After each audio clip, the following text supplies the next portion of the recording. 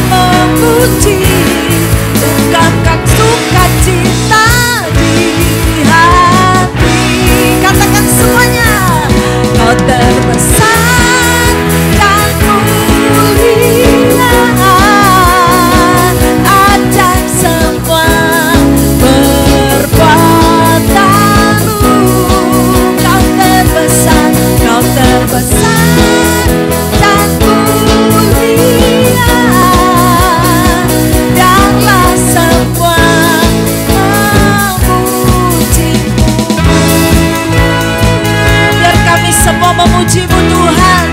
Kau yang terbesar, Kau yang termulia.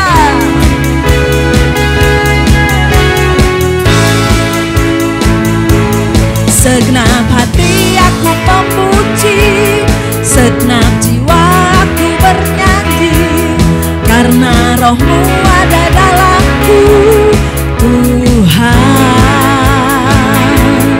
Ku angkat tanganku memuji, ku angkat suara dan bernyanyi, karena Roh-Mu ada dalamku, Tuhan. Mari menari memuji, ungkapkan sukacita di hati. Yes, Ma, Kau terbesar dan mulia, ajaib semua perbuatanmu.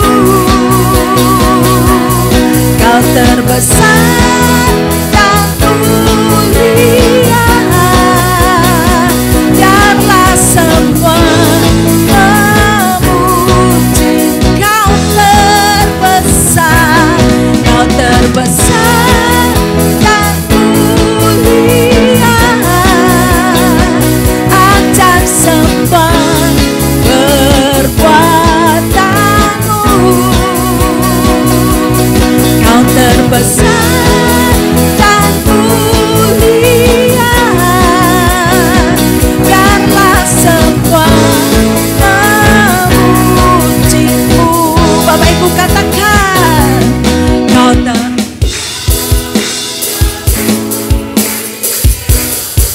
ajaib semua.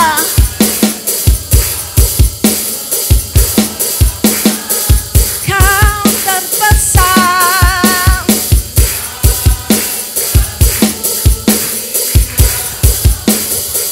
biarlah semua mana ekspresi Dia yang besar. Kau terbesar dan mulia, ajaib semua perbuatanmu. Kau terbesar dan mulia, biarlah semua memuji-Mu. Biarlah semua memuji-Mu. Biarlah semua memuji-Mu.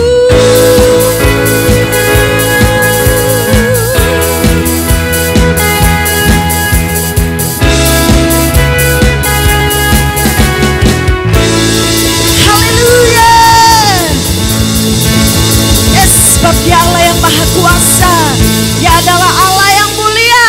Amin.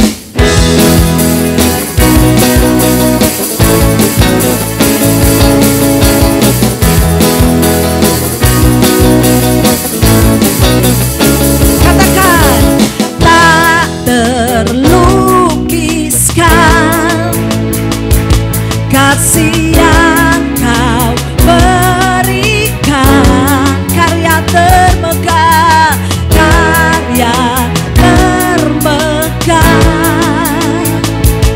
tiada bandingannya. Katakan, dekap kasih-Mu, setia menjagaku. Kan ku nyatakan bahwa Yesuslah Tuhan.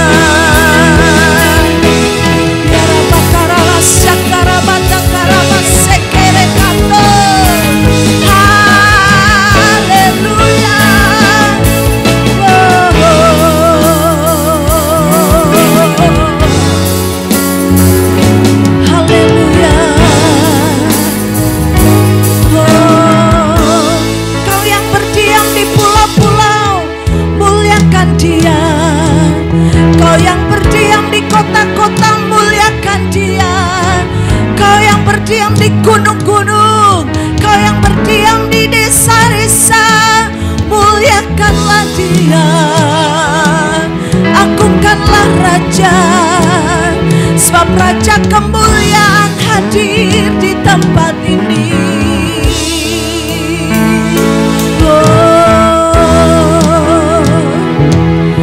Terima kasih Tuhan, Kau yang diagungkan, Kau yang dimuliakan.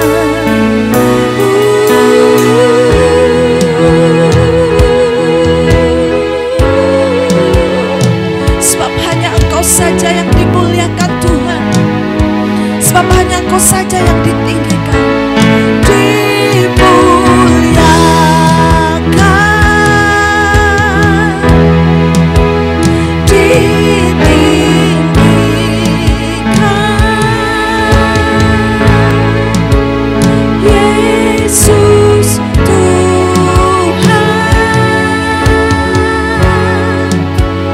Kau Rajaku,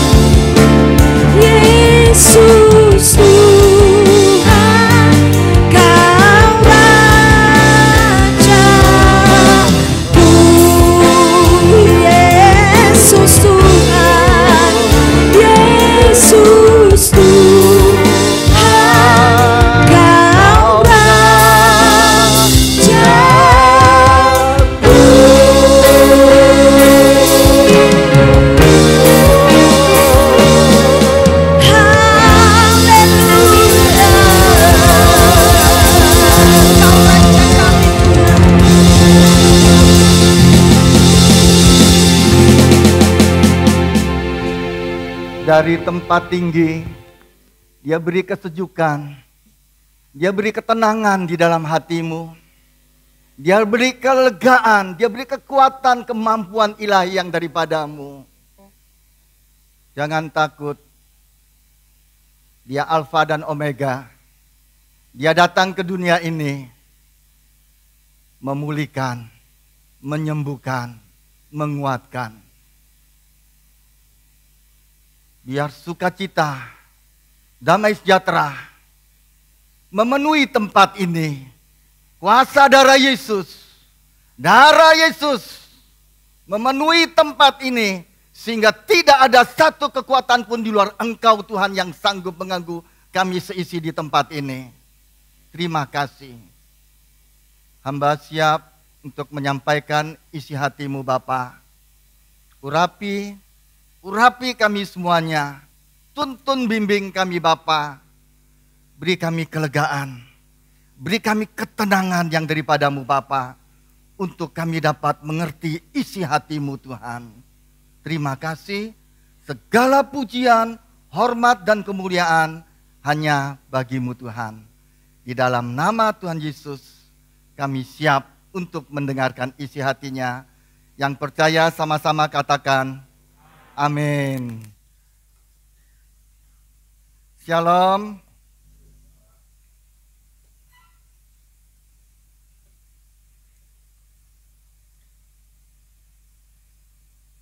Sebelum kita sama-sama belajar firman Tuhan, katakan bersama saya seperti biasa. Sebelum saya sampaikan firman Tuhan, katakan bersama saya adalah orang yang paling diberkati dan dikasihi oleh Tuhan.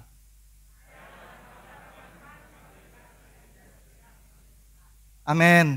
Nah, memasuki ulang tahun gereja di bulan Oktober ini ulang tahun gereja yang ke-30.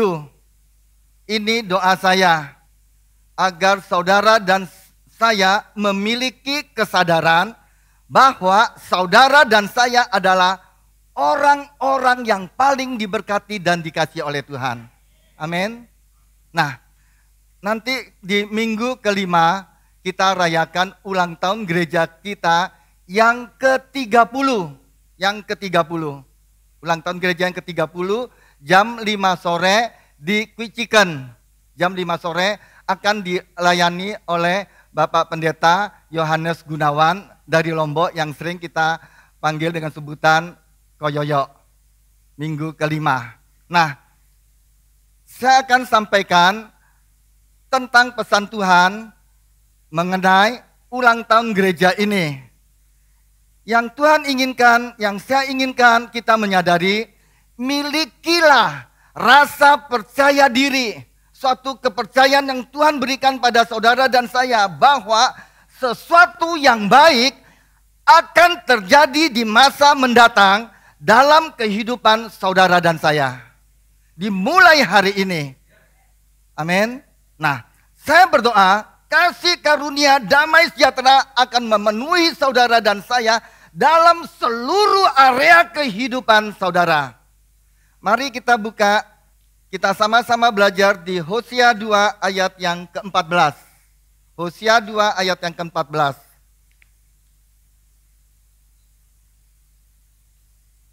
Hosea 2 ayat yang ke-14.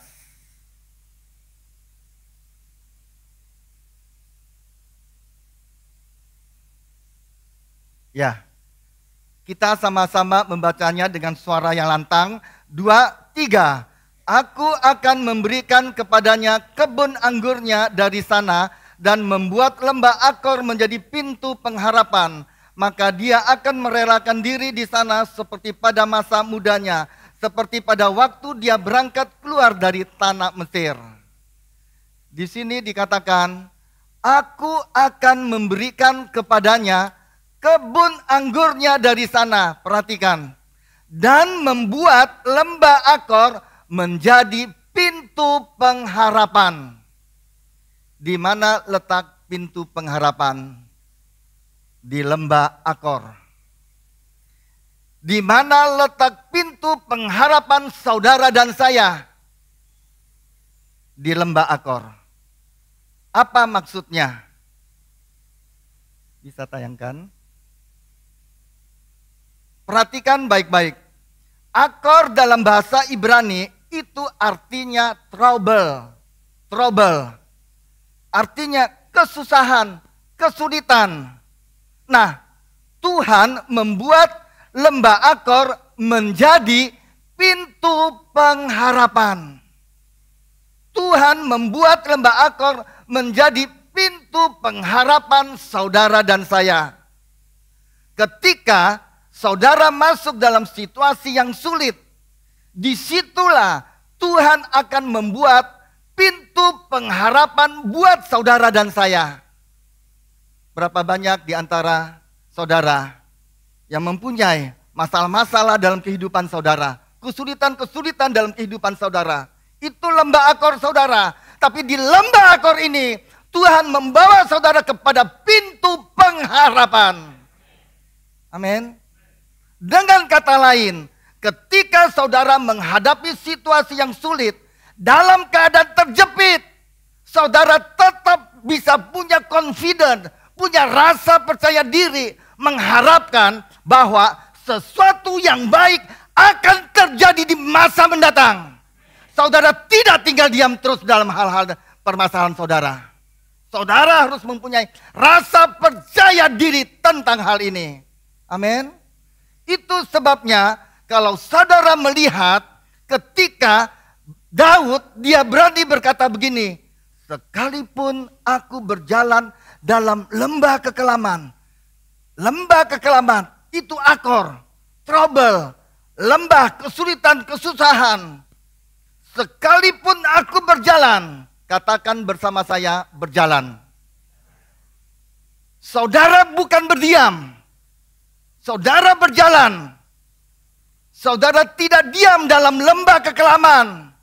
Tapi kamu berjalan. Ketika saya dalam lembah kekelaman, saya tidak tahu apa yang saya harus lakukan. Tapi saya berjalan.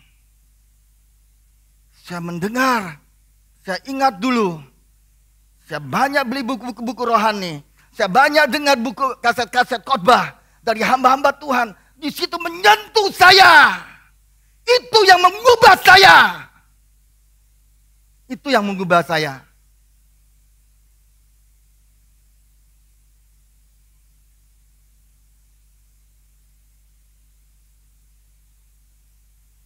Saudara tidak diam di dalam lembah kekelaman. Tapi saudara berjalan. Saudara berjalan itu apa artinya? Perhatikan baik-baik. Suatu hari nanti, kamu tetap punya confidence, rasa percaya diri. Saya akan melewati lembah ini. Saya tidak akan terus demikian. Sesuatu yang baik akan terjadi di masa mendatang dalam kehidupan saudara dan saya. Itu sebabnya Daud berkata, sekalipun aku berjalan dalam lembah kekelaman, aku tidak takut bahaya, sebab Engkau Tuhan bersertaku. Tetap punya confidence, tetap punya rasa percaya diri bahwa sesuatu yang baik akan terjadi di masa mendatang. Gadamu, tongkatmu, itu yang menghibur aku. Engkau menyediakan hidangan bagiku di hadapan lawanku. Engkau mengurapi kepalaku dengan minyak, pialaku penuh melimpah. Perhatikan, apa yang Daud katakan. Kemurahan dan kebajikan belaka akan mengikuti aku seumur hidupku. Saudara bisa bayangkan, ketika Daud berjalan dalam lembah kekelaman, dia tetap bisa berkata, kemurahan, kebajikan belaka yang akan mengikuti aku seumur hidupku. Padahal Daud di dalam lembah kekelaman. Di situ. Ketika saya belajar ini, saya ambil kesimpulan. Jadi, dengan kata lain, tema ulang tahun gereja GBI Rock Sumbawa di tahun 2022 yang sering kita adakan di bulan Oktober itu, saya beri tema open door. Sama-sama katakan open door. Pintu yang terbuka. Yang percaya boleh bilang amin. Silakan bisa tayangkan sebentar. Ini 22 detik video tentang open door.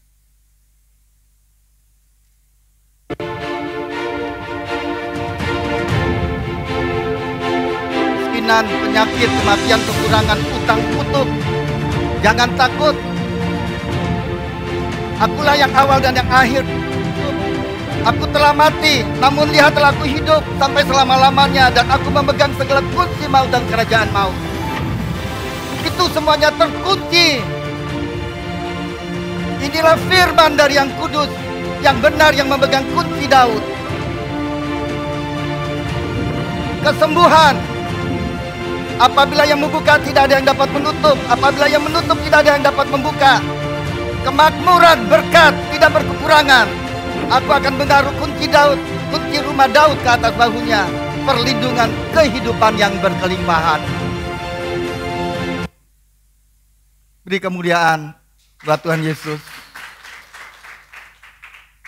Di ulang tahun gereja yang ke-30 di tahun 2022 ini adalah tahun di mana Tuhan akan membuka semua pintu-pintu yang baik dalam setiap kehidupan saudara dan saya. Kesembuhan, proteksi, perlindungan, berkat, kehidupan yang berkelimpahan, semua Dia akan bukakan bagi saudara dan saya. Dan saya punya kabar baik. Kalau Tuhan sudah membuka, tidak ada seorang pun yang bisa menutup. Yang percaya boleh katakan amin. Mari kita lihat di Wahyu 3 ayat yang ke-7.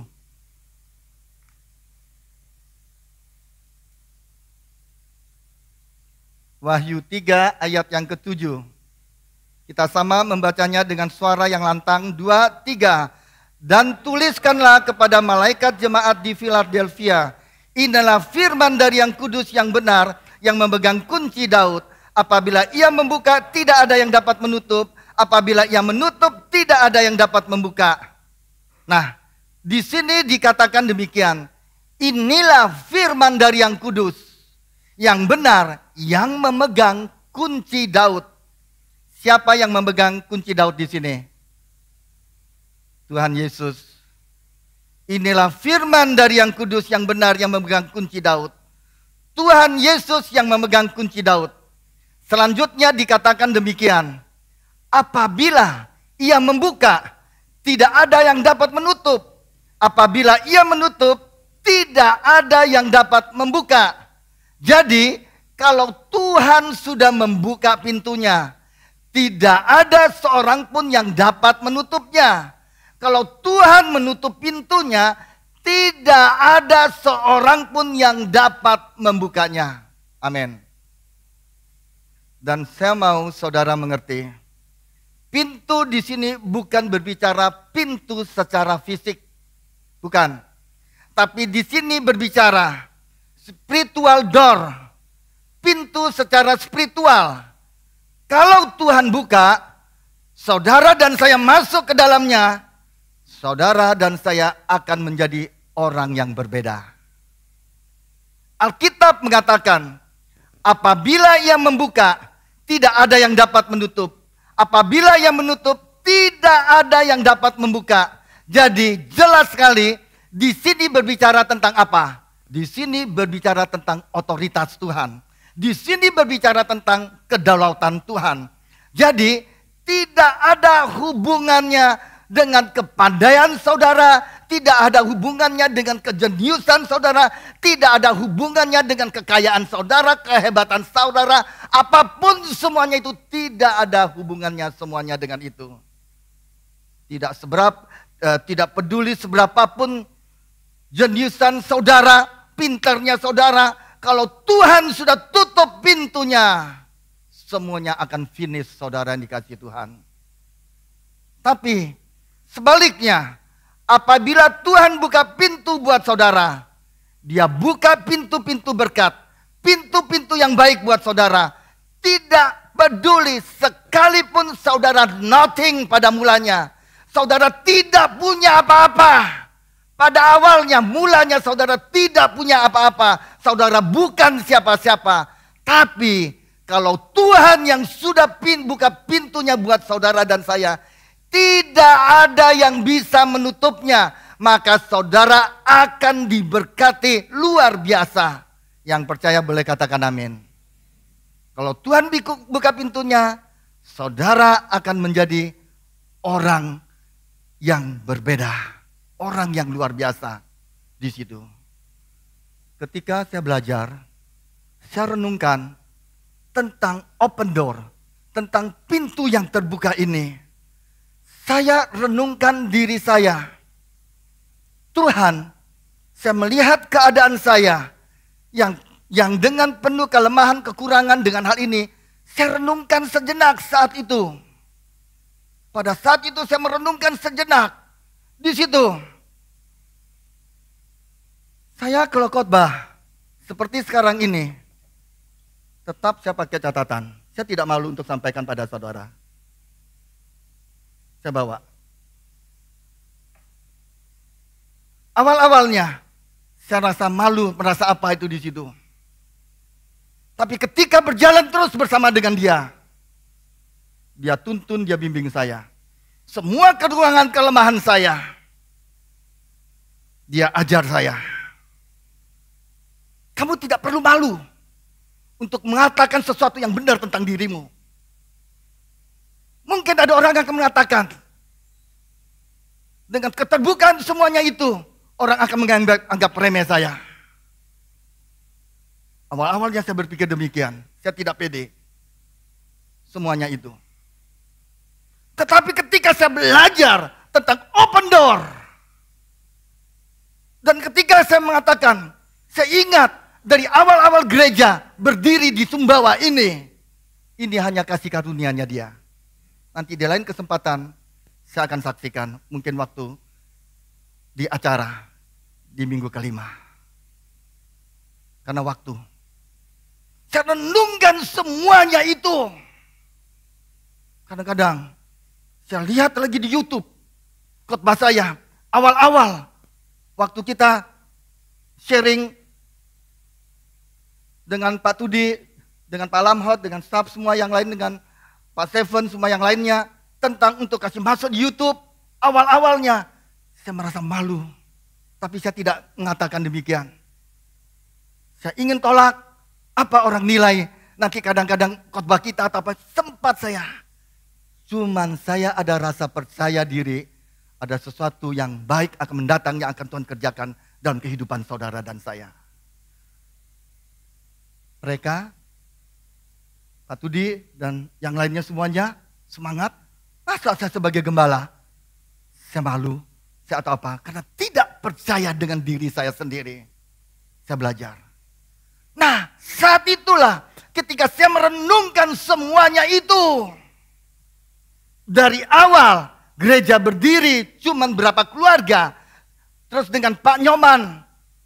Terus kemudian Pak Yohanes sebagai gembala. Pertama Pak Nyoman, terus kemudian saya. Itu dimulai dari nol.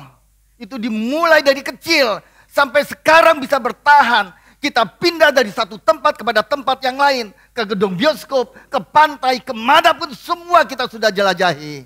Tetapi yang saya melihat, saudara dan saya tetap setia ada di tempat ini. Sekalipun di pantai, sekalipun di mana. Satu kali kita pernah ibadah, kita didatangi orang-orang. Akhirnya di tengah perjalanan ibadah itu berhenti bubar. Semua kita alami. Saya tanya Tuhan, open door ini apa artinya sebenarnya? Dia katakan pada saya. Dan saya katakan sampai hari ini juga. Ketika saya menyampaikan isi hati Tuhan. Kalian tetap, saudara tetap mau mendengar. Tuhan katakan apa? Semuanya ini karena apa? Aku sudah membuka pintu bagimu. Kalau aku sudah membuka, tidak ada seorang pun yang bisa menutup pintunya. Kalau aku yang menutup, tidak ada seorang pun yang bisa membukanya. Saya melihat dirinya saya, siapa saya ini? Saya harus berani mengatakan semua kelemahan saya. Saya harus berani mengatakan kalau saya bisa berdiri di tempat ini, itu anugerahnya. Kita semua berawal dari yang tidak benar. Akhirnya dia membenarkan kita oleh iman dalam Kristus Yesus Tuhan. Amin. Saya lanjut.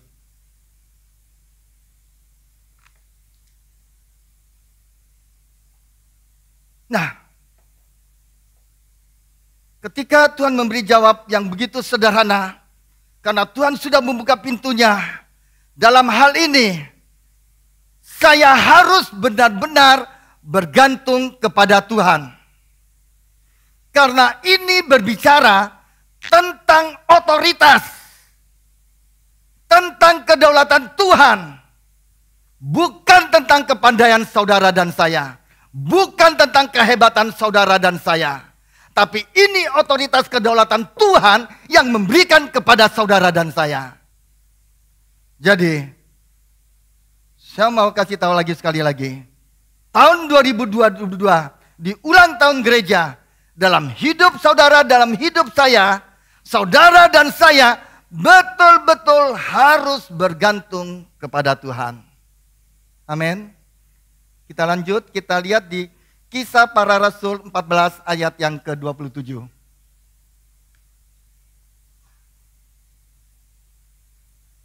Perhatikan, saya bacakan bagi saudara.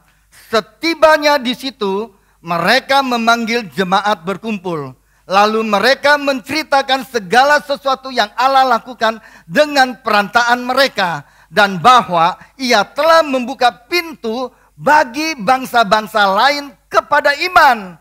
Ia telah membuka pintu bagi bangsa-bangsa lain kepada iman. Nah, di sini Paulus memakai istilah bahwa ia telah membuka pintu bagi bangsa-bangsa lain kepada iman. Jadi ketika Paulus memberitakan Injil, Paulus sangat benar-benar bergantung kepada Tuhan. Dalam hal apa?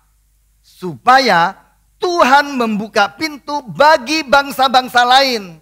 Supaya bangsa-bangsa lain bisa mendengar pemberitaan firman dari Paulus. Nah, itu sebabnya dikatakan, ia telah membuka pintu bagi bangsa-bangsa lain kepada iman. Jadi, dalam hal ini, Paulus dia betul-betul bergantung sama Tuhan.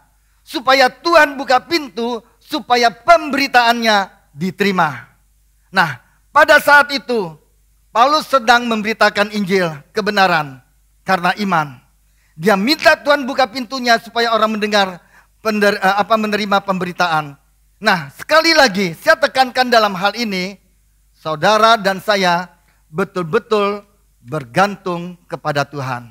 Nah, sebelum kita belajar lebih lanjut tentang kunci Daud, saya mau saudara mengerti, ada satu kunci lagi yang Wahyu kata-kata, yang Wahyu katakan, kunci ini juga dipegang oleh Tuhan Yesus. Di mana kunci ini pada waktu manusia jatuh dalam dosa, kunci ini membawa maut kepada dunia ini. Nah, saya mau saudara mengerti, waktu Allah menciptakan manusia, Allah tidak pernah merancangkan manusia untuk mati. Dengan kata lain, waktu Allah menciptakan manusia di awal dunia, Allah merancangkan manusia untuk hidup selamanya. Awet muda selamanya. Tidak ada penyakit, tidak ada penderitaan. Tapi apa yang terjadi ketika manusia jatuh di dalam dosa?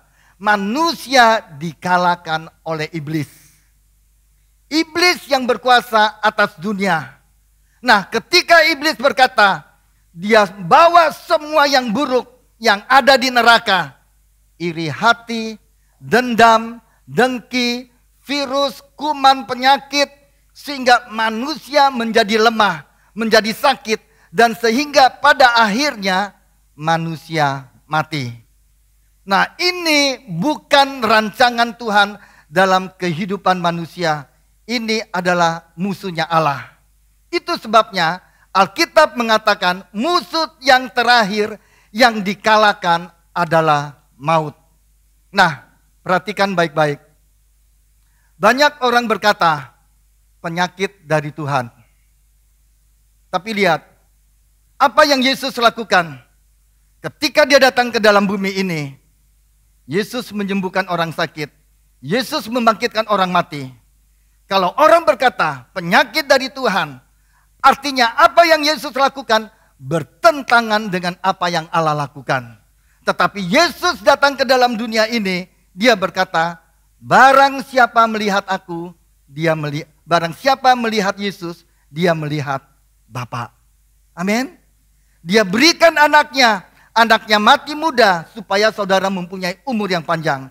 Anaknya dihancurkan di atas kayu salib supaya hari ini saudara dan saya yang percaya sama anaknya yaitu Yesus bisa mempunyai hidup yang sehat. Jadi di dalam perjanjian lama, perhatikan baik-baik. Iblis dia bisa datang membawa iblis datang membawa kunci maut dalam kehidupan manusia dan kemudian manusia mengalami maut. Kenapa? Karena iblis yang berkuasa atas maut. Tetapi Ibrani mengatakan oleh kematiannya, oleh kematian Yesus, ia mengalahkan iblis yang berkuasa atas maut.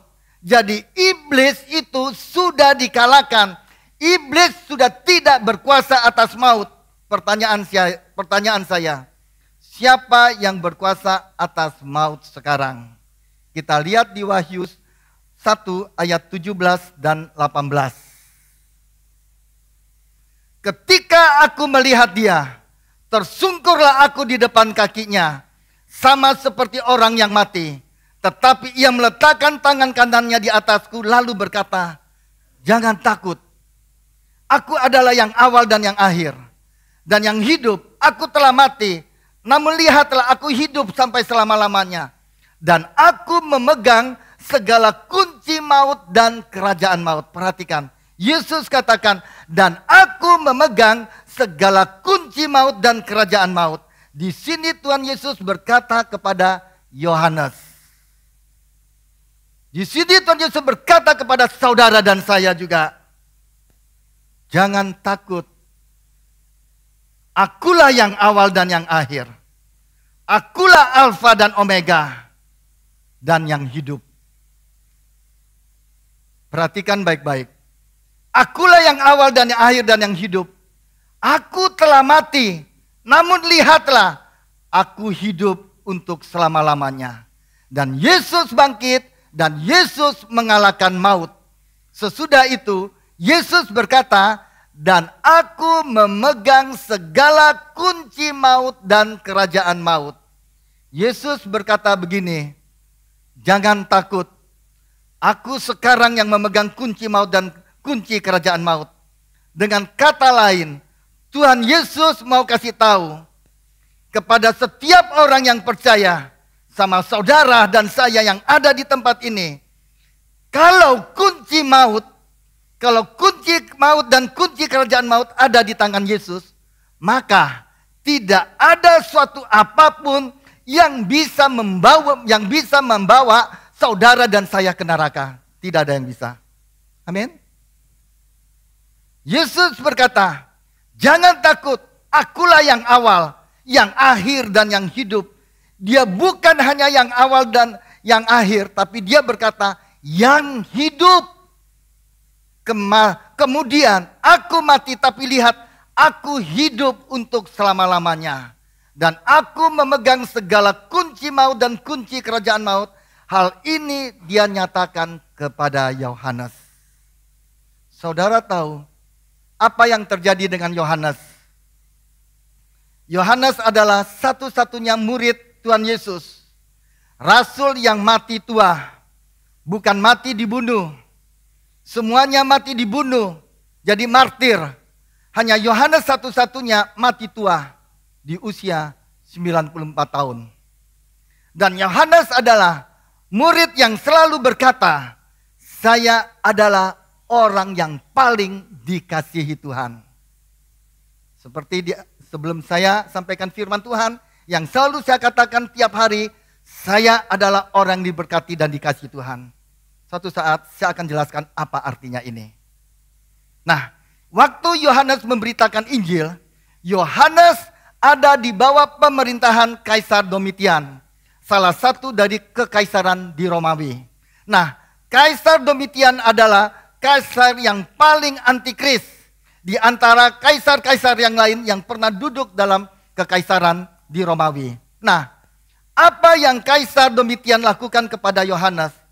Dia tangkap Yohanes, dia bawa ke Kolosium, dia kumpulin semua orang untuk melihat bagaimana kaisar ini dia membunuh Yohanes. Saudara tahu apa yang dia lakukan? Dia bikin penggorengan yang besar, berisi minyak panas. Kemudian dia menyuruh Yohanes dimasukkan di dalam penggorengan. Tapi sebelum Yohanes digoreng, Yohanes berkhotbah. Setelah itu dia disuruh masuk ke dalam penggorengan. Dia dikeluarin dalam penggorengan. Setelah dia dikeluarkan dalam penggorengan, dia berkhotbah lagi. Ini adalah sejarah gereja. Kalau saudara baca buku sejarah gereja, ini terjadi. Ini terjadi. Tidak ada satu kulit pun yang terbakar. Yohanes ini berkhotbah kembali. Dan sejarah gereja mengatakan, seluruh orang yang hadir di Kolosium melihat bagaimana caranya Domitian membunuh Yohanes. Semuanya akhirnya bertobat, menerima Yesus sebagai Tuhan dan Juru Selamatnya. Amin. Nah, kemudian Yesus berkata kepada Yohanes, jangan takut, akulah yang awal dan yang akhir, yang hidup. Aku telah mati, namun lihat aku hidup. Artinya apa? Yesus telah mengalahkan maut. Dan karena Yesus telah mengalahkan maut, sekarang kunci maut, kunci kerajaan maut ada di tangan siapa? Di tangan Tuhan Yesus. Dan saya punya kabar baik. Kalau kunci maut, kunci kerajaan maut ada di tangan Yesus, maka saya percaya pintu maut dan pintu kerajaan maut akan selalu tertutup buat saudara dan saya. Amin. Nah, artinya apa? Tidak pernah akan ada satu apapun yang bisa membawa saudara dan saya ke neraka. Yang percaya boleh katakan amin. Amin. Nah, saya mau saudara mengerti, kunci maut, kunci kerajaan maut, itu bukan kunci Daud. Itu sebabnya tadi saya katakan, ada kunci yang lain yang Tuhan Yesus pegang, yaitu kunci maut, kunci kerajaan maut.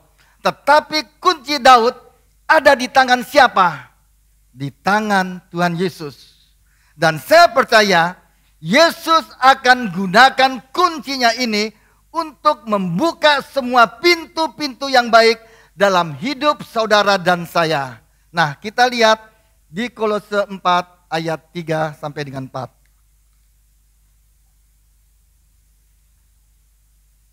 Berdoa jugalah untuk kami, supaya Allah membuka pintu untuk pemberitaan kami, sehingga kami dapat berbicara tentang rahasia Kristus yang karenanya aku dipenjarakan.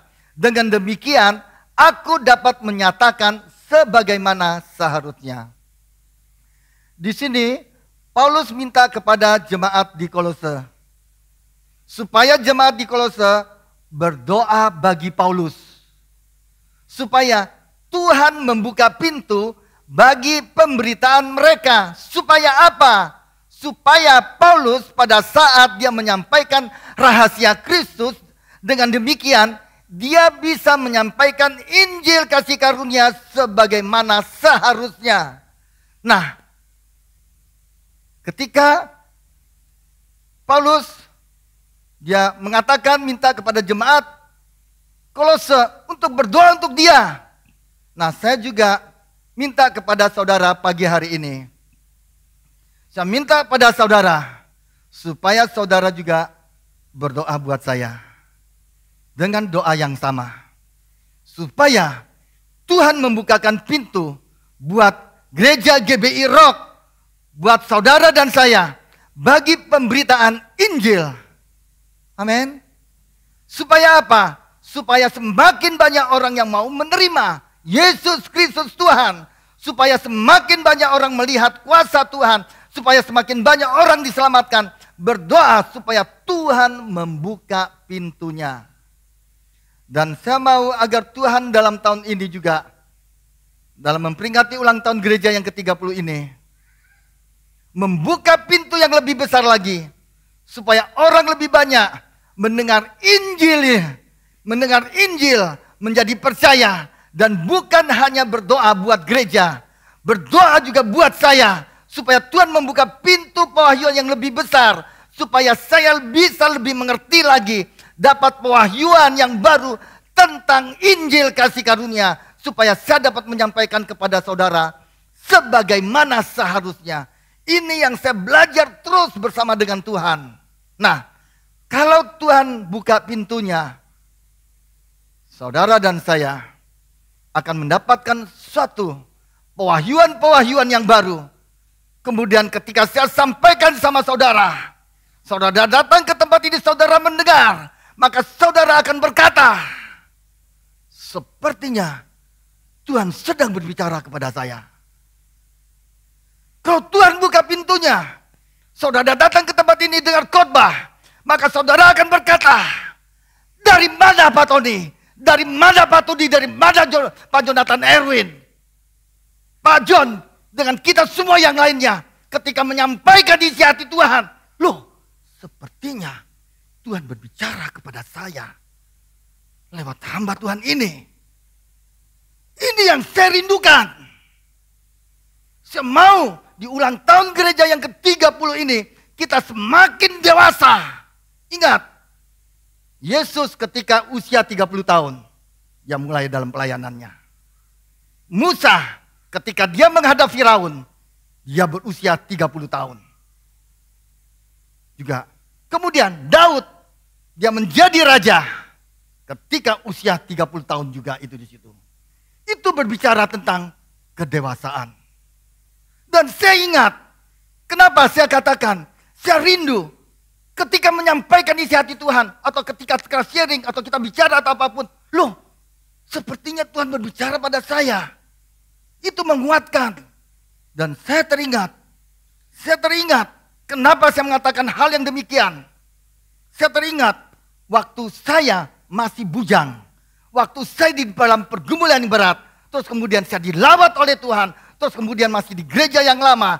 Saya adakan persekutuan doa. Itu awalnya. Terus kemudian waktu itu saya ada di toko. Saya ingat di toko di pojok itu, tempat bagian sepatu itu di situ. Saya duduk di situ. Kemudian ada seorang anak muda. Itu anggota dari persekutuan doa. Saya waktu itu. Shalom Kak Tony, dia katakan. Shalom Kak Tony. Hei, lagi kemana kamu? Saya panggil dia. Dia datang. Terus kemudian Tuhan berbicara di dalam hati saya. Engkau ajak ketemu dengan dia. Besok ada sesuatu hal dalam dirinya dia. Tuhan berbicara pada saya. Nah, terus saya katakan, besok sore bisa kamu datang. Saya ingin berbicara sama kamu. Terus kemudian besoknya dia datang. Sebelum dia datang, malamnya saya berdoa. Tuhan, kenapa engkau suruh saya bicara dengan hal ini? Disinilah kita belajar untuk mendengar apa? Peka dengan suara Tuhan. Kita bisa keliru, bisa salah. Tapi yang penting kita bukan sengaja atau hal apapun. Tapi kita sedang belajar di situ. Terus kemudian Tuhan berbicara dengan saya. Ada masalah dalam hidupnya dia. Masalahnya dia sama juga dengan masalahmu. Kaget saya. Besoknya dia datang. Saya sharing sama dia. Saya ngomong sama dia. Saya tanya tentang hal ini. Saya tidak mau sebut tentang hal-hal apa di situ. Wih, akhirnya dia terbuka semuanya itu. Akhirnya dia diselamatkan.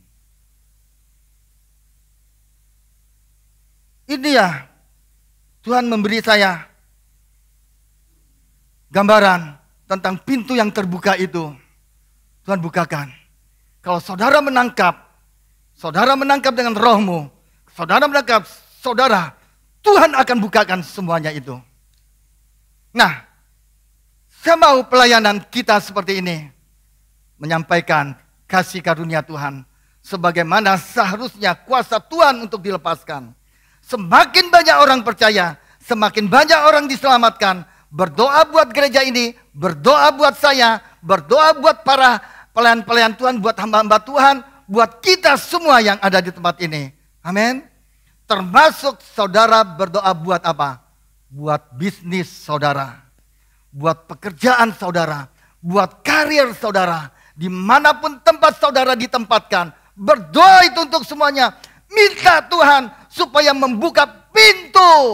Pintu buat apa? Buat bisnismu, buat pekerjaanmu, buat usahamu, buat kesehatanmu. Tuhan buka pintu-pintu yang baik buat bisnis saya. Buat ini, buat itu sepanjang tahun ini sampai ke berikutnya.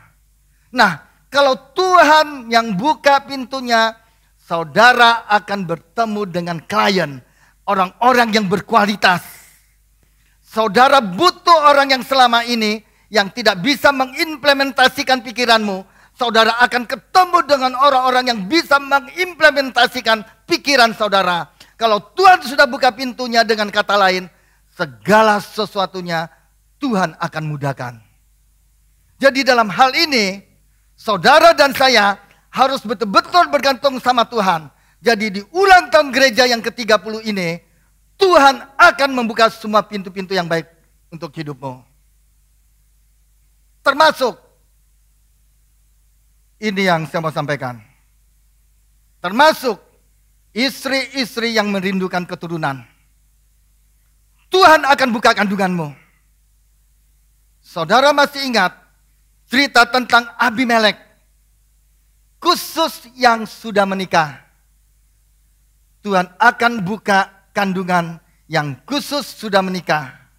Kalau yang belum menikah, jangan katakan amin. Oke? Saudara masih ingat cerita tentang Abimelek dan Sarah. Waktu Abimelek mengambil Sarah, Allah menutup semua pintu kandungan seluruh wanita dalam kerajaan Abimelek. Kemudian Allah menyuruh Abraham mendoakan Abimelek. Tuhan buka kembali semua kandungan wanita yang ada dalam kerajaan Abimelek, sehingga mereka bisa mengandung dan melahirkan anak. Demikian juga dengan Rahel. Alkitab mengatakan, lalu teringatlah Allah akan Rahel. Allah mendengarkan permohonannya dan membuka kandungannya. Mungkin saudara bertanya sama saya, Pak, apa hubungannya antara kandungan dengan pintu? Seperti yang tadi saya katakan, pintu di sini bukan berbicara tentang pintu secara fisik, tapi secara spiritual. Mari kita lihat Ayub 3 ayat yang ke-10.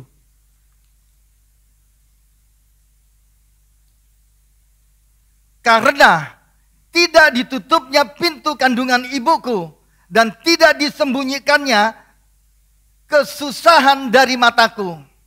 Nah, di sini Ayub berbicara ketika Ayub sedang dalam posisi yang putus asa. Perhatikan.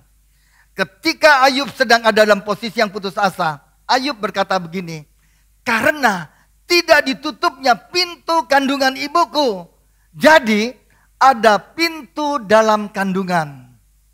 Ini bukan pintu fisik, tapi spiritual. Itu sebabnya Tuhan pakai istilah membuka kandungan. Jadi tahun ini, di ulang tahun gereja GBI Rock yang ke-30, adalah tahun di mana Tuhan membuka pintu-pintu yang baik, termasuk pintu kandungan. Amin. Untuk istri-istri yang merindukan keturunan, akan dibuka kandungannya. Yang percaya boleh katakan amin. Nah, sekarang pertanyaan saya, bagaimana caranya supaya Tuhan menggunakan kunci Daud untuk membuka pintu kandungan? Bagaimana caranya? Apa rahasianya? Perhatikan baik-baik. Kejadian 30 ayat yang ke-22. Kita sama-sama membacanya dengan suara yang keras. 2, 3. Lalu ingatlah Allah akan Rahel. Allah mendengarkan permohonannya serta membuka kandungannya. Perhatikan baik-baik. Ayat ini baru saja memberitahukan kepada saudara dan saya. Apa kuncinya sehingga Allah menggunakan kunci Daud untuk membuka kandungan? Apa kuncinya? Perhatikan baik-baik. Allah mendengarkan permohonannya. Permohonannya Rahel. Artinya apa? Apa artinya? Allah mendengarkan permohonannya. Artinya Rahel minta, Rahel mohon kepada Tuhan, dan Rahel berdoa. Kemudian Allah membuka kandungannya. Jadi saudara dan saya baru tahu satu kunci di sini. Apa kuncinya? Sehingga Allah menggunakan kunci Daud untuk membuka kandungan. Apa kuncinya? Berdoa. Berdoa. Katakan bersama saya, berdoa. Allah mendengar permohonannya. Artinya apa? Rahel berdoa. Sesuatu tidak terjadi sebelum Rahel berdoa. Sebagaimana tadi Paulus juga berkata, berdoalah bagi kami supaya Tuhan membuka pintu bagi pemberitaan kami. Jadi kuncinya adalah berdoa. Dan saya mau saudara mengerti, kunci yang saya berikan di sini berdoa. Ini bukan kunci Daud. Karena kunci Daud bukan di tangan saudara dan saya. Kunci Daud ada di tangannya siapa? Di tangannya Tuhan Yesus. Kunci yang saya berikan kepada saudara adalah kunci supaya Tuhan menggunakan kunci Daud membuka pintunya buat saudara dan saya. Nah, perhatikan baik-baik. Hukum Taurat tidak pernah mengajarkan saudara dan saya untuk berdoa. Kenapa? Karena berdoa tidak terdapat dalam hukum Taurat. Karena berdoa tidak mencerminkan kekuatan manusia.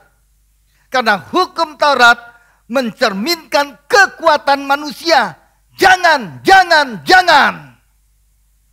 Berdoa adalah kasih karunia di dalam tindakan. Sekali lagi saya katakan, berdoa adalah kasih karunia di dalam tindakan. Ketika saudara dan saya berdoa, saudara dan saya menyadari bahwa saya tidak mampu. Engkau Tuhan yang mampu. Saya tidak mampu Tuhan. Hanya Engkau yang mampu Tuhan. Itu sebabnya saudara dan saya harus berdoa. Tetapi banyak orang Kristen yang tidak berdoa. Kenapa? Karena merasa mampu, merasa kuat, merasa bisa. Kapan mereka berdoa? Mereka berdoa di saat mereka merasa sudah tidak mampu lagi. Sudah mentok, tidak mampu lagi, sudah habis-habisan. Baru berdoa. Kalau halnya demikian, akan terlambat saudara. Sebelum segala sesuatunya menjadi buruk, berdoa. Ketika saudara berdoa, saudara akan melihat sesuatu yang sangat berbeda yang engkau akan alami di dalam kehidupanmu. Amin. Nah, jadi para ibu-ibu, istri, siap-siap. Engkau yang merindukan keturunan, siap-siap Tuhan akan membuka. Termasuk Tuhan akan membuka pintu kandungan. Setiap istri di tempat ini yang merindukan keturunan. Mungkin saudara berkata, Bapak tidak mengerti, umur saya sudah berapa sekarang ini. Saudara sebenarnya yang tidak mengerti Tuhan. Sarah mengandung di usia tua. Kalau Tuhan sudah berbuat sesuatu untuk Sarah, kalau Tuhan sudah berbuat satu untuk Rahel, kalau Tuhan sudah berbuat satu untuk Yosua, untuk Kaleb umurnya 85 tahun, tapi kekuatannya sama seperti 40 tahun. Tuhan akan membuka kandunganmu. Dan saya percaya Tuhan akan lakukan hal yang sama. Sebelum saya dapatkan pesan Tuhan tentang hal ini, ketika saya dapatkan, ada kesaksian. Ada jemaat di Alas. Dalam usia berapa dia dapat keturunan? 45 tahun. Dia menanti untuk dia bisa, dia anggap pertama sudah tidak bisa. Karena usia. Atau di usia 45 tahun dia mengandung. Dia menunggu berapa tahun? Kurang lebih 15 tahun ke atas. Sekarang usia anak tersebut bulan Desember ini 1 tahun. Tuhan memberi keajaiban.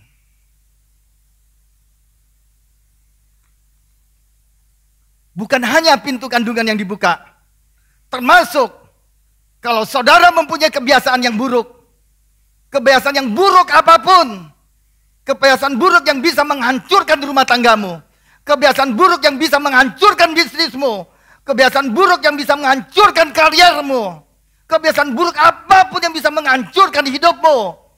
Kalau kamu mau diubahkan, saya mau kasih tahu, Tuhan punya kuncinya. Tapi banyak orang berkata, tapi Pak, biar saya selesaikan masalah saya sendiri Pak. Kalau begitu, lupakan saja apa yang saya katakan. Dan saya jamin, saudara akan masuk dalam keterikatan yang akan lebih dalam lagi. Kalau engkau tidak mau berubah. Tapi kalau kamu mau diubahkan, hari ini saya kasih tahu, ada seorang pribadi yang punya kuncinya. Dan dia akan guna kuncinya buat engkau.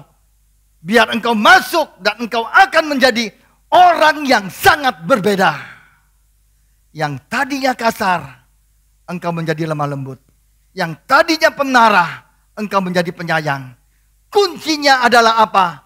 Berdoa. Berdoa. Berdoa minta sama Tuhan. Tuhan akan buka pintunya. Apabila dia membuka, tidak ada seorang pun yang bisa menutup. Apabila dia menutup, tidak ada yang bisa membuka. Amin. Nah, sekarang kita akan belajar terlebih dahulu. Pintu apa yang Tuhan akan tutup. Saya akan lanjutkan, saya selesaikan. Walaupun sudah jam segini, jangan saudara tetap tenang. Karena saya mau selesaikan. Karena ini sesuatu pesan Tuhan yang saya ingin sampaikan. Ini yang sangat memberkati saya, yang mengubah semakin hidup saya. Setuju? Ya, kita akan lihat terlebih dahulu. Pintu apa yang Tuhan tutup? Perhatikan baik-baik di Kisah Para Rasul 16 ayat yang ke-6. Mereka melintasi tanah Frigia dan tanah Galatia. Karena Roh Kudus mencegah mereka untuk memberitakan Injil di Asia. Jadi ketika Paulus dan Silas sampai di Frigia dan tanah Galatia, mereka tidak diizinkan masuk ke sana. Mereka tidak diizinkan memberitakan Injil di Asia. Asia di sini berbicara tentang Asia kecil, yaitu Turki. Jadi ketika mereka mau ke Turki, Tuhan tutup pintunya. Mereka tidak bisa masuk. Roh Kudus mencegah mereka untuk memberitakan Injil di Asia dan Tuhan tutup pintunya. Sekarang pertanyaan saya, apakah mungkin Tuhan menutup pintu sekalipun untuk pemberitaan Injil? Apakah mungkin? Banyak orang yang berkata, Pak, saya mau menginjil. Saya mau menginjil kemanapun, kapanpun, kepada siapapun, ketika siapa ketemu dengan siapapun, saya mau menginjil. Kalau halnya demikian, akan terjadi banyak penganiayaan. Akan terjadi banyak penganiayaan kalau nekat dengan tidak berhikmat. Jadi dengan kata lain, kita harus tahu betul tugas dan panggilan kita seperti yang tadi Paulus katakan. Tuhan buka pintunya kepada bangsa-bangsa lain. Siapa bangsa-bangsa lain? Bangsa non-Yahudi. Jadi memang Paulus diutus untuk memberitakan khusus kepada orang non-Yahudi. Itu panggilan Paulus, itu tugas Paulus. Nah, ketika Paulus memberitakan Injil kepada orang Yahudi, apa yang terjadi? Paulus dilempari batu. Paulus marah, dia kesal, dia kebaskan debu di kakinya, kemudian dia pergi. Tapi waktu Paulus memberitakan Injil kepada orang non-Yahudi, mereka menghormati Paulus. Mereka mendengarkan Paulus. Kenapa? Karena Tuhan buka pintu buat Paulus kepada bangsa-bangsa lain. Tetapi Petrus diutus menginjil kepada bangsa Yahudi. Waktu orang Yahudi mendengarkan Petrus, mereka menghormati Petrus. Jadi dalam hal ini kita harus tahu betul tugas dan panggilan kita di dalam Tuhan. Kemudian ayat yang ke-7. Kisah Rasul 16 ayat yang ke-7. Dan setibanya di Misia, mereka mencoba masuk ke daerah Bitinia, tetapi Roh Yesus tidak mengizinkan mereka masuk. Tidak mengizinkan. Roh Yesus tidak mengizinkan mereka. Pintunya tertutup buat mereka. Pintunya tertutup. Kenapa? Karena mungkin Tuhan tahu kalau saudara masuk, kamu bisa dibunuh di sana. Itu sebabnya Tuhan tutup pintunya. Jadi pintu yang Tuhan tutup sifatnya apa? Sifatnya baik buat saudara dan saya.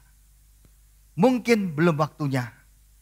Tuhan tahu kalau engkau masuk, engkau akan terbunuh di sana. Jadi Tuhan tutup dan Tuhan tidak izinkan, jadi sifatnya baik. Apa kunci yang pertama supaya Tuhan menggunakan kunci Daud membuka pintu yang baik? Berdoa. Kunci yang kedua, worship, menjembah, memuji. Ketika tadi Miss Ati mimpin pujian, kita bisa rasakan kehadiran Tuhan. Kehadiran Tuhan, jamahan Tuhan. Untuk itu saya serukan kepada saudara, datang lebih awal sebelum pujian dan penyembahan. Biar kita nikmati, ada hal-hal yang akan terjadi. Saya percaya itu. Saya akan percaya itu.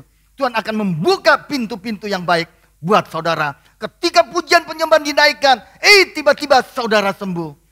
Tiba-tiba Tuhan menyadarkan, mengingatkan saudara, menginsafsi saudara di situ. Nah, saudara masih ingat cerita ketika Paulus dan Silas pergi ke rumah sembahyang. Di situ ada seorang perempuan yang memiliki roh tenung, bisa meramal dia seorang hamba. Karena tenungannya dia miliki, membuat tuan-tuannya memiliki penghasilan yang besar. Alkitab menceritakan perempuan ini terus mengganggu Paulus dan Paulus kesal sekali. Kemudian Paulus menghardik roh tenung yang ada dalam tubuh perempuan ini. Roh tenungnya keluar, dia tidak bisa meramal lagi. Nah, ketika tuan-tuannya melihat bahwa bahwa kesempatan mendapat penghasilan hilang, Paulus dan Silas akhirnya ditangkap, dimasukkan di dalam penjara, dan apa yang terjadi di sana? Ini yang terakhir. Kisah Para Rasul 16 ayat 25 sampai dengan ke-26. Tetapi kira-kira tengah malam, Paulus dan Silas berdoa dan menyanyikan puji-pujian kepada Allah dan orang-orang hukuman lain mendengarkan mereka. Akan tetapi terjadilah gempa bumi yang hebat sehingga sendi-sendi di penjara itu goyah. Dan katakan bersama saya, dan seketika itu juga terbukalah belenggu semua mereka. Jadi saudara, datang sebelum pujian dan penyembahan, sebelum ibadah dimulai, ketika pujian penyembahan dinaikkan, saya percaya ini akan terjadi di gereja ini. Nah, tetapi kira-kira tengah malam, ayat ini berkata, katakan bersama saya tengah malam. Hal ini berbicara tentang apa? Tengah malam itu berbicara tentang waktu-waktu yang gelap. Saat-saat yang sulit dalam kehidupan saudara dan saya. Pertanyaan saya, perhatikan baik-baik. Ketika saudara ada dalam saat-saat yang gelap, ketika saudara dan saya melalui situasi yang sulit, pertanyaan saya, perhatikan. Apa yang kamu lakukan? Renungan. Ketika engkau dalam permasalahan, apa yang engkau lakukan? Jujur, bicaralah dalam hatimu. sebelum baca ayat ini, sebelum saudara tadi membaca ayat ini, sebelumnya itu, apa yang engkau alami ketika engkau dalam pergumulan kemarin? Apa yang engkau alami? Apakah engkau bersungut-sungut? Apakah engkau komplain? Apakah engkau kesal? Apa yang engkau lakukan? Itu yang saya lakukan dulu sebelumnya. Paulus, Silas, mereka ada di tempat yang tidak seharusnya mereka ada di penjara. Karena dia memberitakan Injil. Tapi akhirnya Paulus dan Silas dipenjarakan. Ketika mereka di penjara, berada di tempat yang tidak seharusnya. Apa yang Silas dan Paulus lakukan? Dia tidak komplain. Dia berdoa. Dia menyanyikan pujian kepada Allah. Jadi kunci yang pertama, berdoa. Kunci yang kedua, worship, menyembah. Saudara, di ulang tahun gereja yang ke-30 ini, saya percaya ketika saudara dan saya menangkap hal ini, saudara akan melihat pintu-pintu yang baik akan terbuka dalam kehidupanmu. Kunci yang pertama berdoa. Saudara harus berdoa. Pintu yang kedua, worship, menyembah. Ini kuncinya. Dan ini yang Daud lakukan. Daud sering ada di dalam situasi yang sulit. Dikejar Saul mau dibunuh. Dia ada di lereng gunung batu yang satu. Di sisi yang satu depannya jurang. Jalan buntu. Sedangkan Saul di sisi yang satu. Sedikit lagi mencapai Daud. Saul sudah hampir mau ketemu dengan Daud. Tapi apa yang Daud lakukan? Dia berdoa, dia menyembah, dan Tuhan buka pintunya. Dan ia memproteksi, dan inilah yang memproteksi Daud. Itu sebabnya kuncinya disebut kunci Daud. Amin. Nah, ayat yang barusan kita baca tadi, yang dia katakan, dan seketika itu juga, katakan bersama saya, seketika itu juga. Ini kata kunci buat saudara di ulang tahun gereja ini. Seketika itu juga bukan progres, tetapi suddenly. Ibu Linda waktu khotbah dia selalu katakan suddenly. Seketika itu juga terbukalah semua pintu dan terlepaslah belenggu mereka semua. Apa yang harus engkau lakukan ketika engkau dalam situasi yang sulit, saat ada yang dalam situasi yang gelap? Berdoa, worship, menyembah Dia.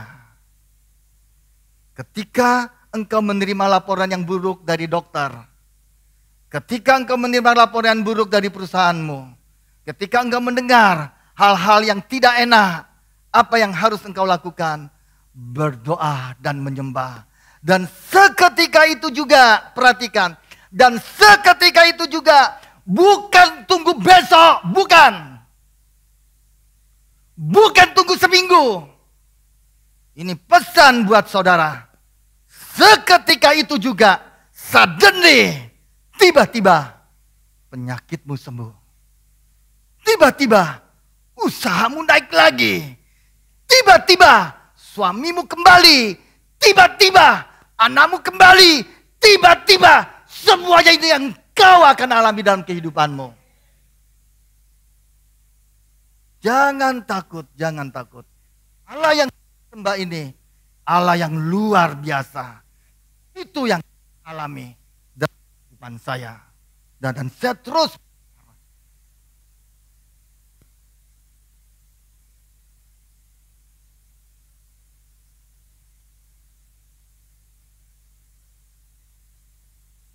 Jadi, saya sangat percaya pesan Tuhan di ulang tahun gereja ini, Tuhan akan buka semua pintu yang baik buat saudara. Milikilah rasa percaya diri.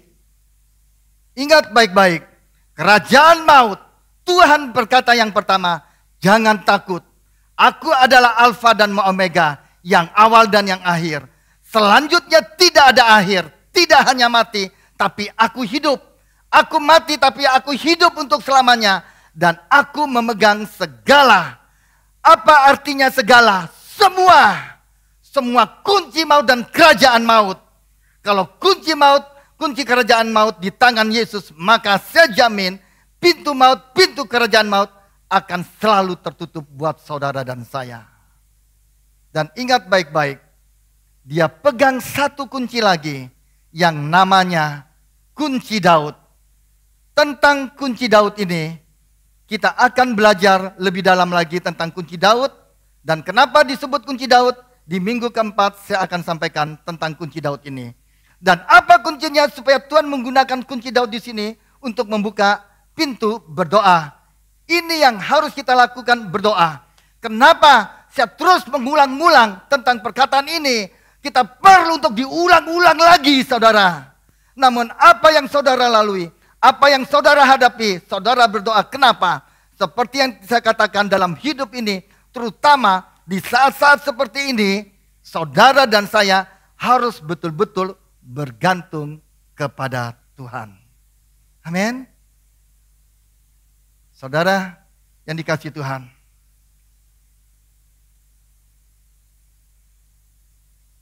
Alkitab tadi mengatakan dari awal, apabila dia membuka, tidak ada yang bisa menutup.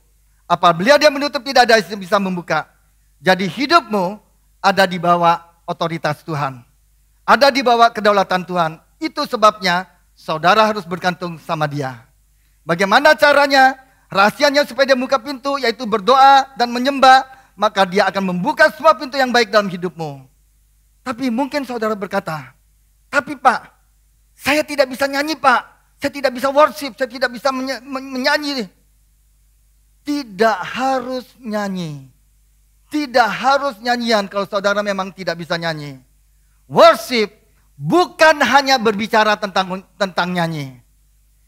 Puji Tuhan kalau saudara bisa nyanyi.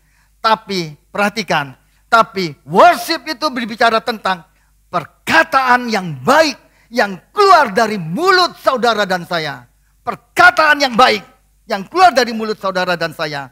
Apakah selama ini ketika engkau dalam situasi yang sulit, selalu senantiasa perkataan yang baik keluar dari mulutmu kepada Tuhan? Ini yang Tuhan mau. Lihat, Daud orang yang sering mengalami situasi yang sulit. Ketika dia dalam lembah kekelaman, dia tetap bisa berkata, Tuhan adalah gembalaku, takkan kekurangan aku. Perkataan yang baik keluar. Engkau membaring aku di tempat yang berumput hijau, membimbing aku ke air yang tenang. Engkau menyegarkan jiwaku sekalipun aku berjalan dalam lembah kekelaman. Sekalipun dalam situasi yang gelap, mau dibunuh, mau dikejar, tapi dia tetap berkata, sekalipun aku berjalan dalam lembah kekelaman, aku tidak takut bahaya. Dia punya rasa percaya diri bahwa sesuatu yang baik akan terjadi. Nah, terus kemudian dia katakan, engkau menyediakan hidangan bagiku di hadapan lawanku. Engkau mengurapi kepalaku dengan minyak, pialaku penuh melimpah. Kemurahan, perhatikan baik-baik. Kemurahan, kebajikan belaka yang mengikuti aku seumur hidupku. Pujian perkataan baik tetap keluar dari mulutnya. Dan saya percaya, mulai saat ini, saudara dan saya lebih banyak berdoa. Dan senantiasa mengucapkan perkataan baik untuk Tuhan. Dan saya percaya pintu-pintu akan terbuka. Seketika itu juga belenggu terlepas. Pintu yang baik terbuka buat saudara dan saya. Dan saya percaya pintu yang baik dibukakan bagi kita. Apa kuncinya? Berdoa dan memuji Tuhan. Nah, sekali lagi memasuki ulang tahun gereja yang ke-30.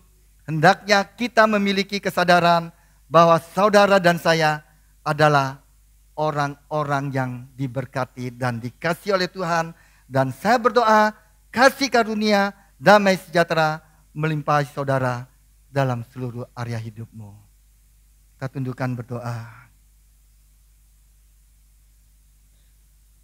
Kuatkan dan teguhkan hatimu.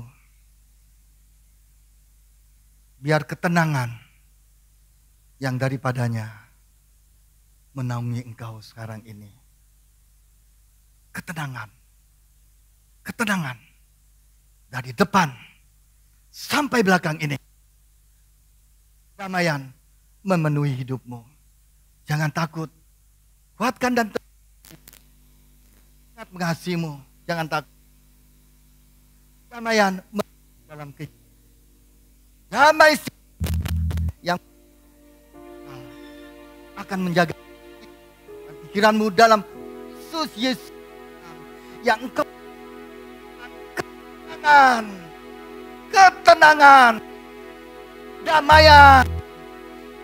kedamaian yang daripadanya memenuhimu dalam nama Yesus. Dalam nama Yesus.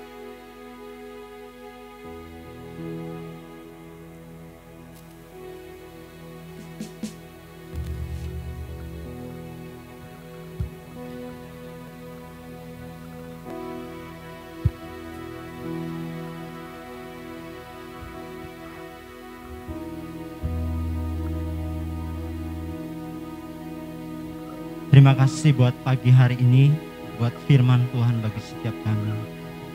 Kami bersyukur kalau hari ini firman-Mu berbicara di tengah-tengah kami untuk kami melihat sama seperti Engkau melihat, Tuhan. Ajar kami pagi hari ini, Tuhan, untuk melihat pintu yang terbuka di dalam setiap kehidupan kami, Tuhan. Dan juga melihat apa yang Tuhan tutup di dalam kehidupan kami. Hari ini Tuhan, kami butuh Engkau dalam segenap apapun yang kami kerjakan, Tuhan. Tujuannya satu, yaitu supaya berita Injil Kerajaan diberitakan bagi orang yang belum percaya, bahkan orang yang ragu-ragu akan firman-Mu, Tuhan.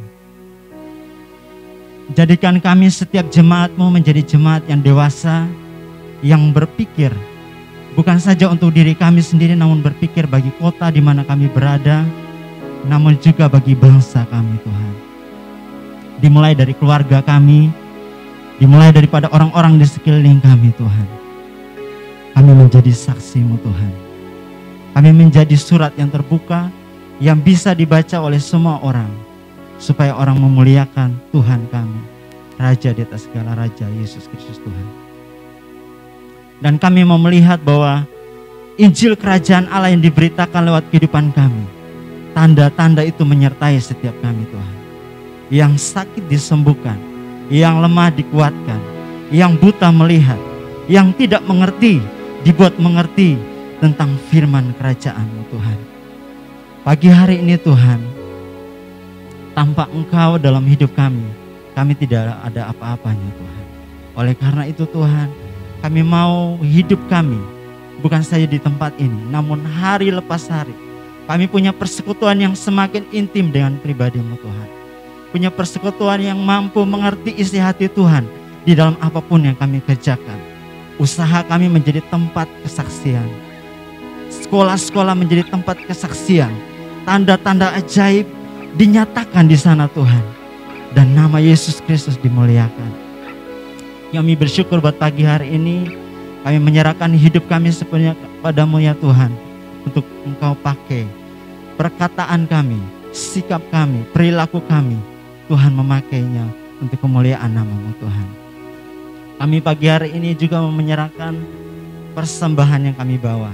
Biar persembahan yang kami bawa ini sebagai ucapan syukur, sebagai benih yang ditaburkan di dalam ladang kerajaan Allah, untuk berita Injil Kerajaan Allah ini diberitakan sampai kepada suku-suku yang ada di Sumbawa Besar ini, Tuhan.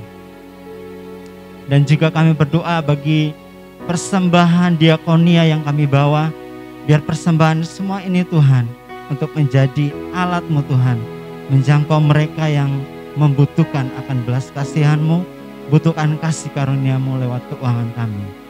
Terima kasih Bapa, ini doa kami, syukur kami, di dalam nama Yesus Kristus Tuhan kami berdoa. Amin.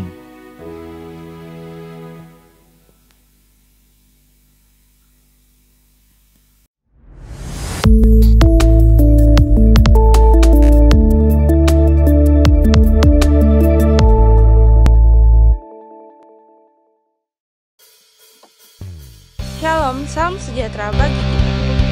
Ibadah hari Minggu diadakan di Aula Hotel Tamburan. Acara dilaksanakan pada pukul 8 pagi. Dihimbau untuk jemaat hadir menggunakan protokol kesehatan. Sumbawa berdoa diadakan setiap hari Rabu secara tatap muka di tempat Ibu Linda, Jalan Kerangkabaja depan Alfamart pada pukul 18 WITA. Kami mengundang Bapak Ibu Saudara sekalian untuk bergabung dan berkumpul bersama dalam KK. Mengenai waktu dan tempat, silahkan menghubungi GKK yang tertera. Bagi yang belum bergabung, silahkan ikut bergabung. Ibadah Roki akan diadakan pada hari Minggu di Aula Sekolah Tunas Daud pukul 11 WITA. Bagi jemaat yang ingin mengembalikan perpuluhan dan membantu pembangunan gereja lewat M-Banking, bisa scan QR Code berikut. Atau melalui rekening BNI atas nama GBI Rock Sumbawa. Selamat hari Minggu, Tuhan Yesus memberkati. Shalom Bapak Ibu. Apa rungan Bapak Ibu? Balong Srea. Terima kasih. Sebagai tambahan pengumuman singkat hari ini untuk para Bapak-Bapak GKK, Bapak Ibu GKK, setelah ibadah ini diharap menunggu dulu, tidak langsung pulang, beserta panitia juga nanti, panitia ulang tahun, jangan langsung pulang dulu. Dan pengumuman untuk update dana dari panitia ulang tahun, silakan Petra. Ya. Di depan sudah bisa kita lihat anggarannya sebesar 8.500.000, yang taburan yang sudah masuk sebesar 5.200.000, dan lahan yang masih terbuka masih ada 3.300.000. Saya rasa ini kecil buat Bapak Ibu. Amin. Pasti tergenapi. Terima kasih. Dan sekali lagi ibadah kita setiap minggunya direkam dan diupload di YouTube. Buat Bapak Ibu yang merindukan kembali mendengar dan mengikuti ibadah ulang kembali, bisa membuka di YouTube di channel Rock Sumbawa. Sekali lagi di channel Rock Sumbawa, dan Bapak Ibu bisa mengkliknya, ada tanda sukanya. Silakan Bapak Ibu. Itu saja pengumuman, dan tambah di depan ada untuk mungkin Bapak Ibu yang masih mau menabur untuk ulang tahun, perayaan ulang tahun kita minggu kelima. Di depan ada keranjang untuk taburan atau kotak taburan di bagian depan. Silakan Bapak Ibu. Terima kasih. Tuhan Yesus memberkati. Saya undang jemaat untuk bangkit berdiri. Kita akan akhiri ibadah kita pagi hari ini. Biar sepanjang minggu ini kita mengalami kebaikan-kebaikan Tuhan yang luar biasa. Amin. Kau berkati hidupku dengan segala kebaikan-Mu, dengan segala kebaikan-Mu. Kini ku naikkan syukur, kini ku naikkan syukur kepadamu, Yesus. Kau berkati kotaku, kau berkati kotaku dengan segala kebaikan-Mu, dengan segala kebaikan-Mu. Kini ku naikkan syukur kepadamu, Yesus, kepadamu, Yesus, kepadamu,